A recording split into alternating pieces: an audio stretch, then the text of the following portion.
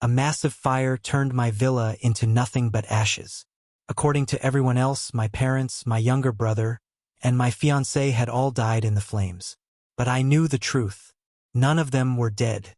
At that very moment, they were probably relaxing on a tropical island somewhere, laughing at how miserable they thought I must be. And all of it started because my two-faced younger brother once again claimed that I had bullied him. As always, my parents believed every word he said and decided I needed to be taught a lesson. Even my fiancée chose to stand with them. Their plan was simple. They wanted me to lose everyone I loved, drown under a mountain of debt, and finally admit to all the mistakes they imagined I had made. The whole thing was so ridiculous that I almost laughed. I had been looking for the right opportunity to take complete control of the company, and instead of stopping me, they handed me the perfect chance themselves. If they wanted a performance, I was more than capable of giving them one. So I stood among the burned ruins and put on the most heartbreaking farewell anyone could have imagined. At the same time, I made sure all 4 of them were officially declared dead and removed from the civil registry. Go ahead, enjoy your vacation. Let's see how you plan to come back after this. That same morning, breaking news spread across City A. Around midnight, a massive fire had destroyed an exclusive vacation villa on the western outskirts of the city. Because of the strong winds and the villa's isolated location, firefighters arrived only after the entire building had already burned to the ground. Initial searches found no signs of survivors, and the cause of the fire was still under investigation. I sat quietly on the sofa in my living room, staring at the television as the news showed the blackened remains of the villa. It belonged to the Chan family, and the previous night it had hosted a family gathering attended by my biological parents, my younger brother Santino, and my fiancée, Michelle Mu. She had gone in my place because I had supposedly been too busy at work. Since midnight, my phone had not stopped ringing.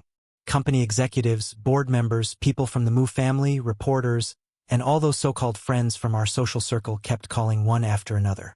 I ignored every single one of them. Instead, I leaned back on the sofa and silently watched the police seal off the ruins on television. Then I let out a quiet sigh. I had already given them every chance to stop. Since they refused and insisted on cutting off every path back, I had no choice but to make sure they really did become dead to the world. Don't get the wrong idea. I wasn't some heartless killer who burned his own family alive to steal their fortune. I didn't start the fire, and there wasn't a single real body inside that villa. The truth was much more complicated. To put it simply, my younger brother Santino had started another one of his schemes. This time, though, it was far beyond his usual childish attempts to get attention. He carefully planned an elaborate fake death, playing the helpless victim exactly the way he always had. As expected, my parents, who had favored him our entire lives, believed every word. He convinced them that I was cold, heartless, controlling, and that I desperately needed to be taught a lesson. Even more unbelievable was that Michelle, who had always seen herself as calm and rational, fell for the same act. She not only agreed to keep the truth hidden but willingly became part of the plan. Together, the 4 of them secretly transferred a huge amount of liquid capital out of the Chan group before staging the fire. According to Santino's brilliant plan, they were probably already on a cruise ship or private jet, leaving the country with the money and preparing to travel the world. What did they leave behind for me? The pain of losing my parents, my brother, and the woman I was supposed to marry, along with crushing debt and a company on the verge of collapse after its cash flow had been drained. It sounded like the kind of ridiculous plot you'd see in an over-the-top drama, yet they actually went through with it. In their minds, I should have completely fallen apart by now. I was supposed to be kneeling in front of the ruins, crying like a broken man, desperately searching for answers while drowning in regret and questioning whether I had really been such a terrible person all these years. Then, after the debt had destroyed me and left me with nothing, Santino would return with my parents and Michelle. They would stand over me like judges, satisfied that I had finally learned my lesson. Unfortunately for them, they misunderstood me completely. Kevin Chan, was never the kind of man who wasted time crying over something I already understood. Long before any of this happened, I had already discovered the account Santino was using to secretly move the company's money. I had known exactly what they were planning from the very beginning. I knew every step of their scheme, but I chose not to stop them. Instead, I quietly watched as they carried out their fake deaths and even set the fire themselves. I understood these people better than anyone. Santino would never stop causing trouble, and my parents and Michelle would always believe whatever he told them. In their eyes, I was always the cold older brother picking on someone weaker. Since they were so determined to teach me a lesson this way, I decided to play along. After sitting there for a while, I walked into the bathroom and splashed cold water across my face. Staring at my bloodshot eyes in the mirror after an entire sleepless night, I couldn't help curling the corner of my mouth into a faint smile. Their plan had actually given me the perfect cover. According to the story they had created, I had received an emergency call from the company around midnight and rushed off to deal with a major crisis. That was why Michelle attended the family gathering instead of me. The funny part was that I really had gone to the company that night. They thought they were luring me away from the villa, but without realizing it, they had handed me the perfect alibi. I worked until the early hours of the morning, so it made complete sense that I had missed every phone call. After changing into a slightly wrinkled shirt and skipping my usual shave, I drove straight to the burned villa on the western outskirts of the city. The moment I made my way through the police cordon, every firefighter, reporter, and rescue worker turned to look at me. I stood there facing the smoking ruins, and that was when I gave the greatest performance of my life. I didn't scream or completely lose control because that was never the kind of person Kevin Chan had been. Instead, I simply stared at the blackened remains with red, exhausted eyes, looking like every bit of strength had been drained from my body. Slowly, I dropped to my knees in the ashes and began digging through the burned debris with my bare hands without saying a single word. I kept digging until my fingertips split open and blood mixed with the soot beneath my nails, but I never stopped. It was as if I couldn't even feel the pain anymore. Watching a man silently refuse to accept the loss of his entire family was enough to break everyone's heart. Several firefighters with tears in their eyes rushed over and tried to pull me away, softly telling me to accept their condolences. Beyond the police line, camera flashes lit up nonstop. Within 30 minutes, the hashtag #ChanAirDigs through fire ruins with bare hands had gone viral across social media.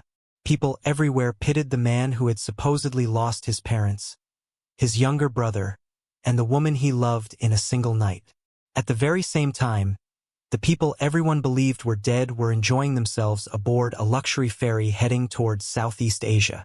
My parents, Santino and Michelle, relaxed under the warm sun, enjoying the sea breeze and champagne as if nothing had happened. Michelle lay back on a deck chair with her phone in her hands, watching the video of me kneeling in the ashes with blood covering my hands. For the first time, her usually calm expression cracked, and guilt flickered across her face.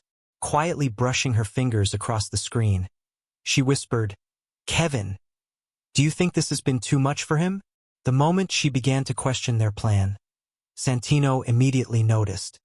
He sat upright, his eyes turning red almost instantly as he slipped back into the helpless act he had perfected over the years. Lowering his head, he spoke in a voice full of guilt and self-pity. "Michelle, it hurts me to see my brother like this too. But if we hadn't done this, he never would have realized how important his family is. He always looks down on us. He always controls everything and treats me like I'm just some useless loser. I only wanted to teach him a lesson. I wanted him to appreciate the people around him." "Michelle, did I do something wrong?" Seeing their younger son on the verge of tears, my parents immediately rushed to comfort him. My mother grabbed his hand and shook her head firmly before turning to Michelle. "Santino, don't say such silly things. You did nothing wrong. Kevin has been cold and controlling ever since he was a child. If we don't teach him a proper lesson now, who knows how much worse he'll treat you in the future. Let him panic back home for a few days. After we've spent a few months enjoying ourselves and come back, he'll finally understand how precious it is to have his whole family alive again."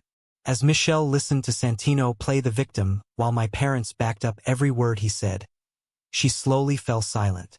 She looked into Santino's eyes that always made him seem like the one who had suffered more than anyone else. Then she thought about me, She remembered how I always made the final decisions at the company, how firm I was, and how I never lowered my head to anyone. In the end, she took a deep breath and turned off the video on her phone. She convinced herself they were doing the right thing. In her mind, I was too controlling, too cold, almost like a machine that never broke down. Their plan might have been cruel, but she believed it was for my own good. She told herself that only by experiencing real pain would I finally reflect on my behavior and learn how to value the people around me. She repeated those thoughts over and over until the guilt inside her disappeared. Then she picked up the glass of juice beside her, leaned back into the deck chair, closed her eyes, and let the ocean breeze wash over her as if nothing had happened. After leaving the hospital with both of my hands wrapped in thick bandages, I didn't even bother changing out of the shirt that was still stained with soot and dried blood. I told my driver to take me straight to the Mu family villa. The moment I stepped inside, the heavy atmosphere in the living room felt almost suffocating. Michelle's mother sat on the sofa with swollen, red eyes, clutching a framed photo of Michelle so tightly that her hands trembled while she cried. The instant Michelle's father, Mason, saw me walk through the door, the grief on his face turned into pure anger. He marched straight toward me, pointed a finger in my face, and shouted in a voice made rough by both sorrow and rage. "Kevin, you actually have the nerve to come here? It's bad enough that you're always buried in work, but last night was your own family's gathering. Michelle only went because she was taking your place. What could have been so important? Was the company collapsing? What could possibly matter more than my daughter's life?" I didn't argue or try to defend myself. I simply lowered my head and let him vent every bit of his anger. My eyes stayed on my heavily bandaged hands as silence stretched between us. After a long moment, I let out a tired sigh. "Uncle Mason, no matter how anyone looks at it, this is my fault." When I looked up again, my bloodshot eyes were filled with bitterness. If I hadn't gone to the company last night, Michelle wouldn't have attended the gathering in my place. Then she wouldn't have. I stopped at exactly the right moment, my voice shaking just enough to make it seem impossible for me to say the word "died." Taking another slow breath, I looked him in the eyes before revealing what I wanted him to believe. The overseas investment project Michelle was leading suffered a catastrophic setback last night. An enormous amount of money disappeared. The moment those words left my mouth, all the anger on Mason's face vanished. He stared at me in complete disbelief. "What did you say?" Of course, I had no intention of telling him the truth, that Michelle had willingly helped my parents and Santino steal the company's money so they could fake their deaths and escape overseas. Instead, I chose to protect her reputation. Michelle made a serious mistake in judgment. The financial gap was simply too large. If I hadn't spent the entire night trying to fill that hole and cut our connection to the project, then when the stock market opened this morning, it wouldn't just have been the Chan Group facing disaster. As the guarantor, the Mu family would have suffered a complete cash flow collapse and might even have faced bankruptcy and liquidation. I stayed up all night trying to clean up the situation and cover the losses for Michelle, but who could have imagined? I deliberately left the sentence unfinished because I didn't need to say anything else. Mason was already completely speechless. As an experienced businessman, he understood better than anyone what a collapsed cash flow could do to a company. The anger that had filled him only moments earlier disappeared, replaced by fear, shock, and helplessness. There was nothing left for him to accuse me of. From his perspective, I had sacrificed an entire night trying to save the Mu family's business from a disaster caused by his own daughter. The room fell into complete silence, broken only by the quiet sobbing of Michelle's mother. Finally, I looked at Mason again and spoke calmly. "Uncle Mason, now that we've reached this point, there's only one way forward. The Mu family needs to announce immediately that it's withdrawing its investment and cutting its losses. Push all the responsibility, every debt, and the entire failed project onto me." Mason froze. He stared at me, his lips moving as if he wanted to speak, but no words came out. Shock and disbelief filled his eyes before he finally managed to ask, "Then, what happens to you?" He understood exactly what I was suggesting. If all that debt landed on the Chan family, then I, Kevin Chan, would have to carry the entire burden by myself. I lowered my head and looked at my battered hands wrapped in thick bandages. A bitter smile crossed my face, one that looked even more painful than tears. My parents are gone. My brother is gone. Even Michelle has left me. I don't have anyone anymore. A man with nothing left has nothing to lose. As long as the Mu family survives, it doesn't matter what happens to me. The moment I finished speaking, Michelle's mother stopped crying. She looked at my exhausted face with eyes full of sympathy and slowly walked toward me. Her hand trembled as she reached out toward my bandaged hands, but she stopped herself, afraid she might hurt me. Kevin, you poor child. You've been through so much. I looked up at her with slightly reddened eyes and gave a faint shake of my head. Auntie, please don't say that. It's just a shame. In this lifetime, I'll never get the chance to call you Mom. By the time I walked out of the Mu family villa, my performance was complete. Everyone now saw me as the perfect victim. A man who had lost his parents, his brother, and the woman he loved, yet still chose to shoulder every debt alone to protect his fiancée's family. The Mu family would never come after me again. Mason would only feel guilty whenever he thought about me. And for the sake of protecting Michelle's reputation, he would guard the truth for the rest of his life. But emotions meant very little in the business world. The shareholders inside the Chan Group weren't running a charity. They weren't going to spare me because of my personal tragedy, and they certainly weren't going to let me avoid my responsibilities because I was grieving. The company's cash flow problem was real. They wanted answers. More importantly, they wanted money to keep the company alive. Fortunately, I had no intention of sitting back and letting everything fall apart. The next morning, during the emergency board meeting, the shareholders slammed their hands on the table and demanded an explanation. My hands were still wrapped in thick bandages, and although I looked exhausted, my eyes remained calm and cold enough to silence the room. I didn't waste time making excuses. Instead, I nodded to my assistant, who placed a thick stack of investment agreements on the conference table. The documents showed that a powerful overseas investment company was prepared to inject an enormous amount of capital into the Chan Group, enough to solve every financial problem. In return, the company's board would be restructured, and the existing shareholders would see their ownership diluted. As those old men stared at the agreements in complete disbelief, I lowered my eyes to hide the faint smile on my face. None of them knew the truth. I was the real owner of that overseas investment company. That was the real reason I had stayed silent after discovering Santino and Michelle's secret transfers long before any of this happened. I knew they planned to drain the company's accounts, fake their deaths, and disappear overseas, but I never tried to stop them. I watched their entire performance from beginning to end because it created the perfect opportunity one had been waiting for. Their so-called crisis gave me a completely legitimate reason to reorganize the Chan Group, sweep away the complicated internal power structure, and settle every hidden problem that had been building for years. When everything was finished, the entire corporate empire would belong completely and unquestionably to me.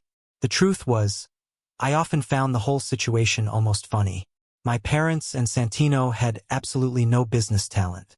They didn't know how to build wealth, they lacked the ability to lead a company, and they had neither the courage nor the skill to carry the Chan Group forward. All they ever cared about was playing favorites, fighting for affection, and using childish tricks while pretending to be innocent victims. My grandfather had seen through all of them years ago. Even though many people opposed his decision, he handed control of the Chan Group to me instead of my weak and incompetent father. Honestly, all they ever had to do was stay home and enjoy the life I had already provided for them. The generous dividends I gave them every year were more than enough to let them live in luxury without ever worrying about money again. But that was never enough for them. They kept creating one problem after another, constantly pushing my patience and testing my limits. As for why I had kept so much hidden from them, why I had quietly built an overseas financial empire even stronger than the Chan Group itself, the answer was simple. How could I ever trust a younger brother who had spent his entire life trying to frame me and take everything that belonged to me? And how could I ever rely on parents who defended him no matter what he did? I wasn't hiding my strength because I was afraid. I was simply waiting. waiting until I had built enough power to stand on my own, waiting for the right moment to remove them from my life once and for all. Standing in front of the floor-to-ceiling windows of the president's office, I looked out over the lights of city stretching into the distance. I lifted my coffee cup toward the empty skyline with a faint smile. Santino, my dear little brother, I really should thank you. You gave me exactly what I needed at exactly the right time. 3 days later, the funeral that had captured the attention of the entire city was held as planned. Since no bodies had ever been recovered from the burned villa, the graves held only a few pieces of clothing that had been pulled from the ashes. Once again, I stood alone at the center of everything and personally oversaw the funeral. By then, there was no question that I had become the most talked-about person in City. Surrounded by reporters, cameras, and microphones, I wore a perfectly fitted black suit with a white flower pinned to my chest. My face looked tired, and the exhaustion in my eyes was impossible to hide, but I still managed a faint smile as I faced the media. "Thank you all for your concern," I said, looking directly into the cameras. My voice was rough with emotion, but I spoke with quiet determination. The company is facing financial difficulties, and we are currently dealing with a funding shortage. However, we have already reached preliminary agreements with several overseas investment firms, and we're doing everything we can to stabilize the situation. Please don't worry. Even though I am now the only remaining member of the Chan family, I will never allow the Chan group to fall. It was exactly the statement everyone needed to hear. It calmed investors while strengthening the image of a man who had lost everything but still refused to give up. As the reporters continued taking pictures, my longtime best friend, Jiaqing Su, made his way through the crowd. His eyes were slightly red when he saw how exhausted I looked. He rested a firm hand on my shoulder and said quietly, "Kevin, I'm sorry for everything you've been through. If you need anything at all, just tell me. I'll always be here." I simply looked at him and gave a silent nod. After the funeral, my image became deeply rooted in the minds of people throughout the city. I never paid anyone to make the story go viral, and I certainly didn't try to promote the tragic love story of Michelle and me being separated by death. It happened naturally. Someone happened to record a video after all the guests had already left. In that video, I stayed behind alone without even opening an umbrella against the rain. I sat quietly in front of Michelle's gravestone for what felt like forever. I barely moved, and the loneliness in my still figure was enough to make anyone watching feel the weight of my grief. The video spread quickly across the internet and brought countless viewers to tears. The truth was, that moment wasn't an act. I really had stayed there for a very long time because, despite everything that had happened, I had once truly loved Michelle. As I looked at the beautiful portrait carved into her gravestone, memories I had buried long ago slowly came back. We hadn't grown up together, but we had known each other for many years. She was the eldest daughter of the Mu family, and I was the eldest son of the Chan family. Our families matched in status, and we matched each other in ambition. We worked side by side in business, respected each other's abilities, and at one point I genuinely believed we were meant to spend our lives together. Back then, Michelle had been rational, clear-headed, and someone who understood me better than anyone else. We could have had a perfect marriage. Then Santino started driving a wedge between us. In the beginning, Michelle never believed him. Whenever he played the victim, she defended me without hesitation. She would look at him coldly and say, "Kevin is your older brother. He has his reasons. Stop using your poor health to make him feel guilty all the time." But somewhere along the way, everything changed. Maybe Santino became better at pretending to be weak and helpless. Or maybe Michelle's desire to save people slowly took over her judgment. Little by little, she began to see me as cold, controlling, and impossible to understand, while Santino became the one she pitied. I warned her countless times to keep her distance from my family and especially from Santino, but in the end, I couldn't stop what was happening.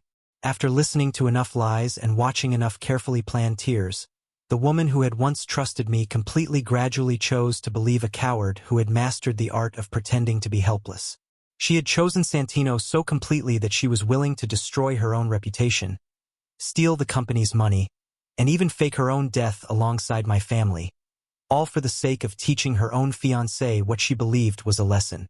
That memory came to an abrupt stop as cold raindrops hit my face. Slowly, I stood up and unscrewed the bottle of strong liquor I had brought with me.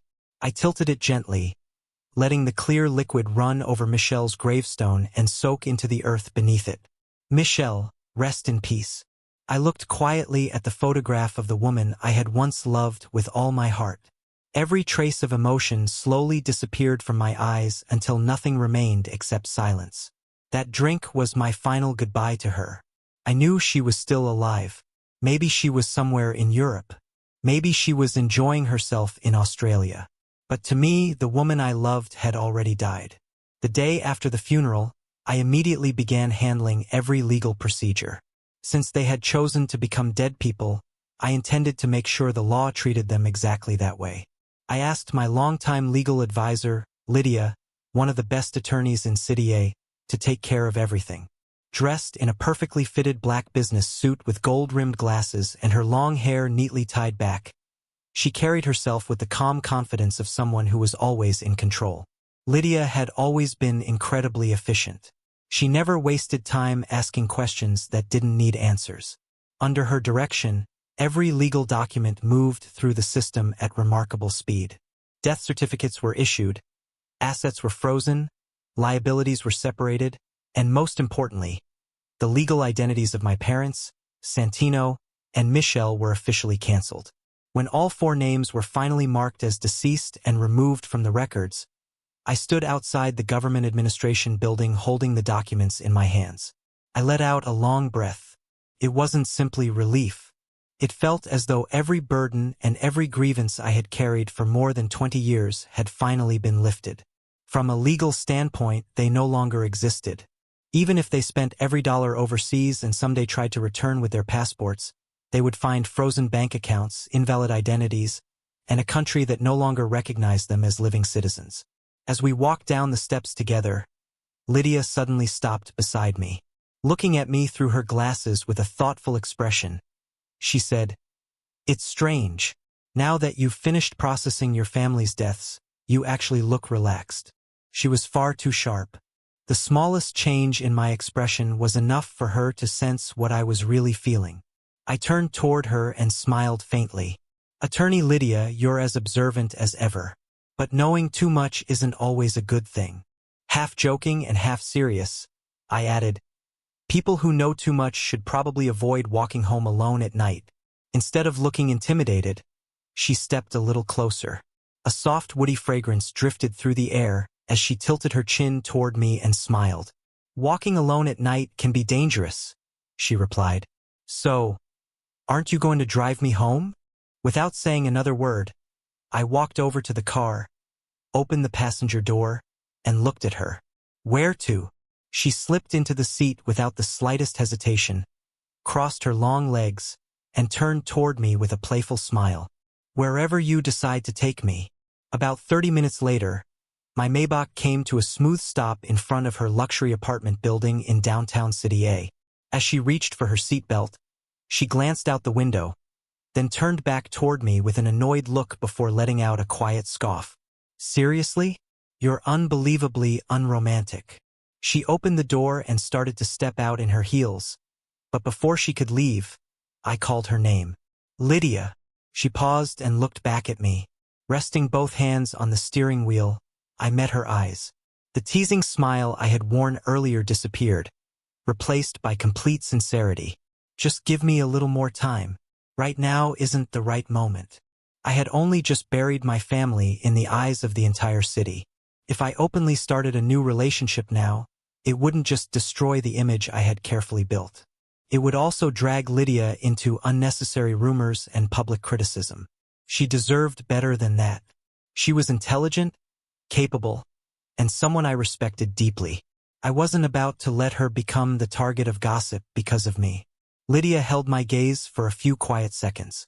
The slight annoyance on her face slowly disappeared, replaced by complete understanding. Of course, she understood exactly why I was doing this. She knew what I was trying to accomplish, and she knew I wasn't pushing her away. "I know," she replied with a quiet huff. though the corners of her lips lifted into a small smile she couldn't quite hide. Then she stepped out of the car in her high heels and walked confidently toward the apartment building without looking back, leaving behind nothing but her graceful silhouette. 1 year later, on a sunny beach somewhere in the United States, Michelle lay on a lounge chair wearing an expensive designer sun jacket while absent-mindedly scrolling through her phone. The year she had spent enjoying her so-called fake death vacation had turned out nothing like she had expected. Without Kevin, the man who had always handled every problem before it could reach her, she had finally realized that Santino was good at only one thing. He knew how to play the victim and demand endless emotional support. Whenever a real problem appeared, all he did was complain, make excuses, and wait for someone else to fix it. As she continued scrolling, a financial interview from back home suddenly appeared on her screen. Her fingers stopped instantly when she read the title, Rising from the Ashes. How City A's new business titan Kevin Chan turned the tide. Her breathing caught as she instinctively tapped the video. Kevin appeared on the screen wearing a perfectly tailored suit, looking calm, confident, and completely in control. He hadn't been crushed by the financial crisis the way they had expected. He hadn't become a broken man drowning in debt or begging anyone for help. Instead, through a series of bold and decisive business moves, he had completely turned the situation around, rebuilt the Chan Group, and become one of the most influential businessmen in all of City A. Michelle stared at the screen in disbelief, her fingers trembling slightly. During the second half of the interview, the host smiled and shifted the conversation away from business. She asked Kevin how he had managed to recover after losing everyone closest to him. For the first time, the cold look in Kevin's eyes softened. He turned naturally toward Lydia, reached for her hand, and smiled. I owe everything to Lydia and the way she's taken care of me this past year. She helped me walk out of the darkest time in my life and gave me the courage to start over. As he gently tightened his grip on her hand, the live comments flooded the screen. Attorney Lydia is actually blushing. These two are perfect together. This feels like a real-life healing romance. Look at the way Kevin looks at her. He's completely in love.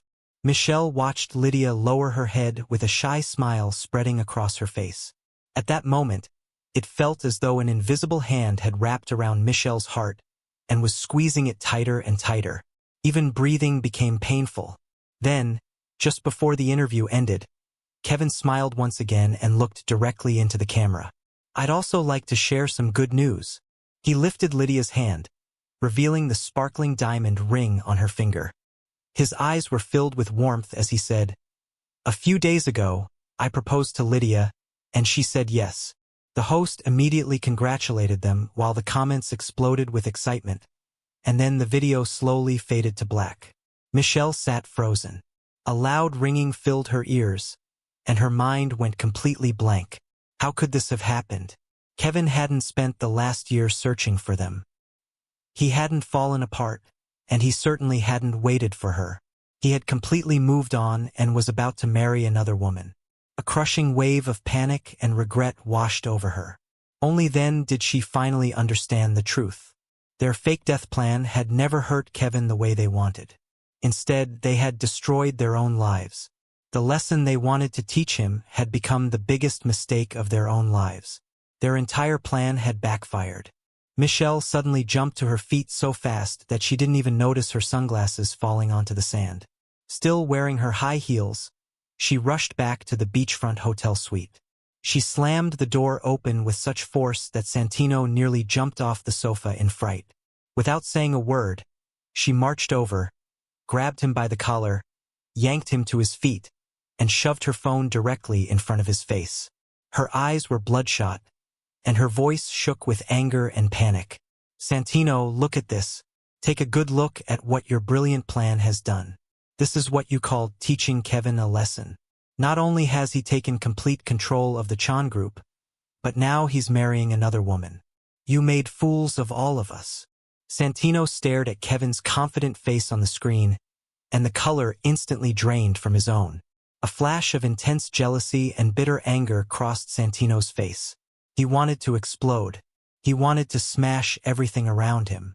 But after spending more than 20 years carefully maintaining the image of a weak, innocent victim, he couldn't afford to let that mask slip now. He swallowed his anger, forced his emotions back down, and let his eyes turn red as he shrank away like a frightened child. In a trembling voice, he whispered, "Michelle, don't take it out on me. When I first suggested this plan, you agreed to it too." His words hit Michelle like a slap. She clenched her teeth and stared at the pathetic man standing in front of her. Every time something went wrong, all he knew how to do was push the blame onto someone else. For the first time, she wanted to slap herself instead. What had she been thinking? Why had she agreed to such a ridiculous fake death scheme? Had she really thrown away the man who had always protected her simply because this useless man had cried to her a few times, claiming that his brother bullied him? Kevin had always been dependable. No matter what happened, he stood in front of every storm and handled it before it ever reached her. And she had abandoned him for someone who couldn't solve a single real problem. Just as the tension in the hotel suite reached its limit, my parents, who were staying in the room next door, heard the argument and rushed inside. "What's going on? Why are you two fighting?" Mrs. Chan hurried over and immediately pulled Santino away from Michelle, shielding him like she always had. After hearing what had happened, both of them instantly began trying to calm the situation. "Michelle, don't blame Santino," my father said confidently, waving his hand as though the entire matter was insignificant. "And Kevin, how could he possibly fall for another woman so quickly? That's enough. He's managed the company well, and we've already traveled enough. It's time for us to go home." Then he turned to Michelle with complete confidence. "Don't worry. Kevin has always been deeply emotional. That lawyer is probably nothing more than someone helping him get through a difficult time. Once we go back and explain everything, we'll tell him this was only a test to make him appreciate his family. He loved you more than anything. The moment he sees you're alive, he'll leave that attorney behind and come back to you." Michelle listened quietly as my parents spoke with unbelievable confidence despite how completely detached their reasoning was from reality. Slowly, she relaxed her tightly clenched fists and stared once again at Kevin's face on the phone screen. She desperately repeated their words in her mind because she wanted to believe them. They had to be true. Kevin had loved her enough to shoulder every debt by himself when the Mu family was on the verge of bankruptcy. How could he possibly have stopped loving her?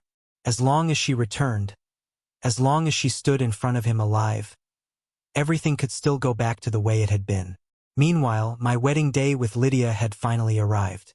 Inside the bridal dressing room, Lydia stood in front of the mirror, wearing a custom-made couture wedding gown.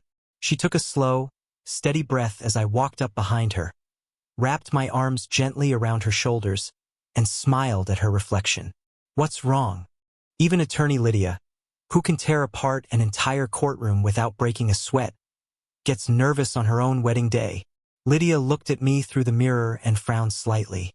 I don't know why, but my right eyelid has been twitching all day. I can't shake the feeling that something bad is about to happen. I gently squeezed her shoulder and smiled reassuringly. Don't worry. I doubled the number of security guards today for a reason. After everything those people have done, including faking their own deaths and running away with stolen money, there's no telling what kind of foolish stunt they might try next. I'd rather be overly careful than regret it later. Hearing that, Lydia finally relaxed and smiled. The wedding ceremony itself went perfectly. Surrounded by City A's most influential guests and countless members of the media, we exchanged our vows and wedding rings beneath a sea of flowers. When I lifted her veil and kissed her as applause echoed through the venue, I truly felt that the past was finally behind me and my new life had begun. But just after the ceremony, as Lydia and I returned to the backstage lounge, something happened. Jessie, the woman in charge of security, walked toward us at a brisk pace with her usual calm expression. Boss, we've detained several people backstage, she reported. They were sneaking around near the rear entrance and tried to force their way inside. Their behavior was suspicious, so I ordered the team to restrain them immediately. I nodded, took Lydia's hand and said, "Let's go see who they are." When we entered the backstage security room, 4 people were pinned to the floor by my bodyguards. Their clothes were dirty and torn. Their hair was a complete mess, and an unpleasant smell clung to them. It was obvious they had gone through an incredible amount of trouble just to make it back to City A. After all, as far as the law was concerned, those 4 people no longer existed. They had officially been declared dead and completely erased from every legal record. Getting back into City A without valid passports or identification couldn't have been easy. Even though the 4 of them looked like homeless people who had been living on the streets, I recognized Michelle the moment I saw her. Still, there wasn't the slightest hint of surprise, anger, or emotion on my face. I looked at them the same way I would look at complete strangers. The instant Michelle saw me, her eyes filled with desperate hope. She struggled wildly against the bodyguards holding her down, trying to throw herself toward me. Her voice was so hoarse it was barely recognizable. Kevin, it's me. I'm Michelle. I'm not dead. None of us are dead. The fire was fake. We only wanted to play a joke on you. Kevin, I'm back. My parents, who were also pinned to the floor, acted as though they had finally found someone to save them. Kevin, it's Mom and Dad. We only went away on a trip. We just wanted to test you. Tell your bodyguards to let us go. Santino is weak. He can't handle being held down like this. Listening to their shameless explanations, I didn't tell the guards to release them.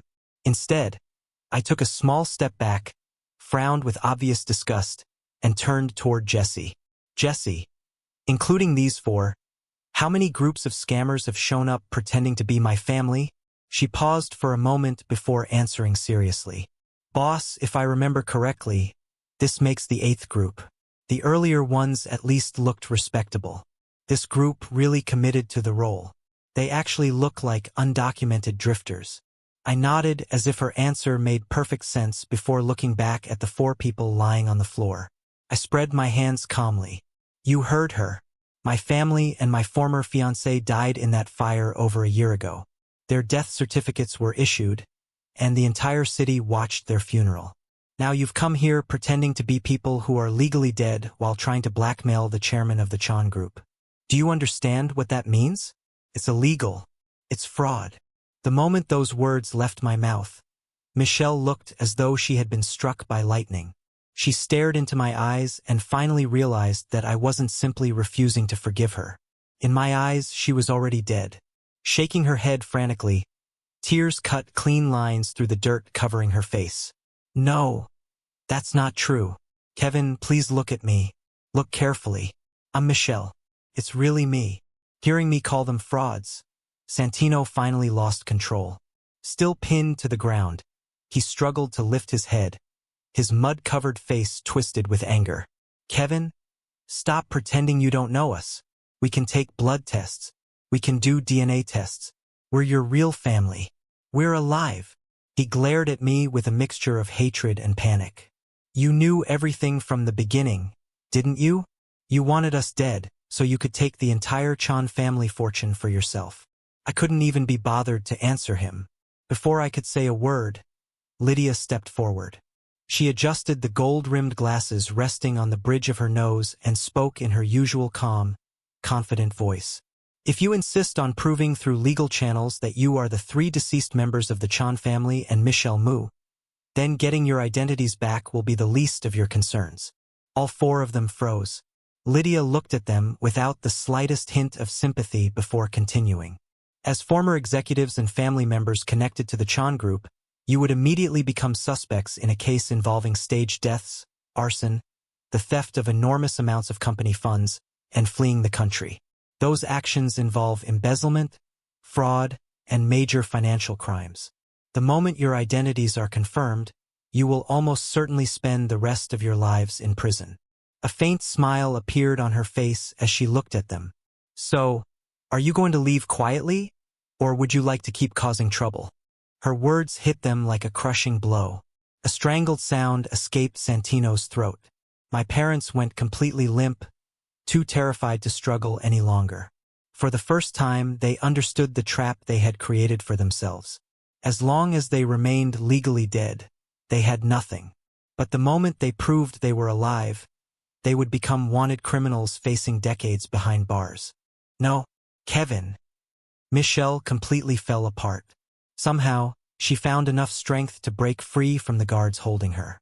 She crawled across the floor on her hands and knees, desperately reaching for the cuff of my trousers. Tears streamed down her face as she cried, "Kevin, I was wrong. I know I was wrong now. Please, save me." Before her hand could touch me, Jesse's eyes narrowed sharply. Without a moment's hesitation, Jesse stepped forward and drove a hard kick straight into Michelle's shoulder. A dull thud echoed through the room as Michelle was thrown backward, crashing heavily into the corner. She curled up on the floor in pain, unable to say a single word. I looked at her with complete indifference. There wasn't even the slightest change in my expression. These were the people who had tried to destroy my life, and I had no mercy left for my enemies. Turning away, I reached for Lydia's hand and smiled gently. "Let's go. The guests are probably getting impatient." Lydia intertwined her fingers with mine and returned the smile as we walked out together. Later, the remaining 3 members of the Chan family created another scene outside my home. Since they stubbornly insisted they were the deceased members of the Chan family and kept shouting what everyone else believed were delusional claims, I had every reason to let Jessie deal with them. She had all 3 taken directly to a high-security psychiatric hospital in the most remote part of City A. As for Michelle, she dragged her battered body back to the Mu family villa. Covered in dirt, exhausted, and looking no different from a homeless beggar, she stumbled the entire way there. She tried to explain everything to her parents. She begged them to acknowledge her and restore her place as the beloved eldest daughter of the Mu family. But she had been hopelessly naive. The only reason the Mu family still held any influence in City A was because they had managed to preserve their relationship with me. If Mason admitted that Michelle was alive, he would be publicly admitting that the Mu family had been involved in the entire fraud, and in doing so, he would completely turn me, Kevin Chan, against them. More importantly, when Michelle stole that enormous amount of money, she never once stopped to consider whether her own family would survive the consequences. If I hadn't been capable of saving the situation, the Mu family might not even have remained standing today. Faced with a daughter whose selfish actions had nearly destroyed everything they had built, Mason made the coldest and most practical decision of his life. Standing inside the gates of the villa, he looked at the filthy, foul-smelling woman outside with eyes as cold as ice. "My daughter, Michelle, died in that fire over a year ago. I don't know who this crazy woman is. Get her away from here." As Michelle knelt outside the tightly closed gates, she finally experienced what true despair and complete abandonment felt like. Her legal identity had been erased, leaving her unable to find even the simplest factory job. In the end, she had no choice but to hide in one of the poorest neighborhoods in City A and wash dishes at a small restaurant just to survive. Every night, after work was over and the world had grown quiet, she would stare at her rough, cracked hands, damaged by endless hours in dirty water. Her thoughts always drifted back to Kevin, the man who had once cherished her more than anyone else and protected her from every hardship. Then she would break down, crying alone as regret consumed her.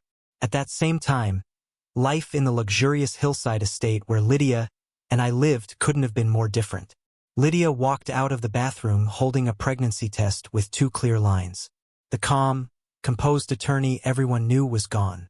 In her place stood a woman whose face was glowing with surprise, happiness, and the excitement of becoming a mother.